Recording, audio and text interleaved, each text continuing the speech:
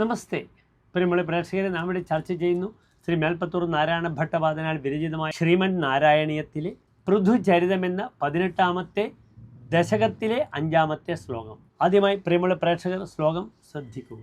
വിഖ്യാത പൃഥുരിതി താപസോപദിഷ്ഠൈഃ സൂതാദ്യൈഃ പരിണുത ഭാവി ഭൂരിവീര്യഃ വേനാർത്യാ കളപിത സമ്പദം ധരിത്രീം ആക്രാന്താം നിജധനുഷാ സമാമകാർഷീഃ. ഇനി ശ്ലോകത്തിൻ്റെ പദച്ഛേദം ശ്രദ്ധിക്കുക.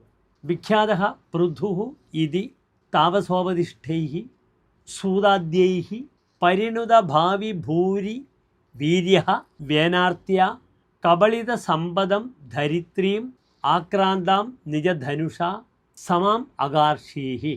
ഇനി ശ്ലോകത്തിൻ്റെ അന്വയം ശ്രദ്ധിക്കുക. പൃഥുഃ ഇതി വിഖ്യാതഃ താപസോപദിഷ്ഠൈഃ സൂതാദ്യൈഃ പരിണുത ഭാവി ഭൂരി വീര്യഃ വേനാർത്യ കബളിത സമ്പദം ധരിത്രീം നിജധനുഷാ ആക്രമ്യ സമാം അകാർഷീഃ. ഇനി ശ്ലോകത്തിൻ്റെ സാരാംശം നാം ചർച്ച ചെയ്യുന്നു, ശ്രദ്ധിക്കുക.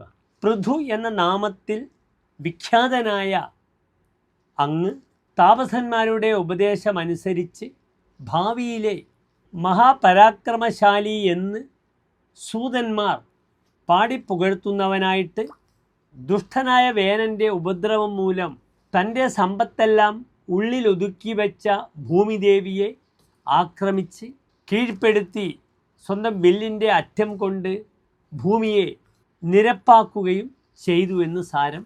നമസ്തേ.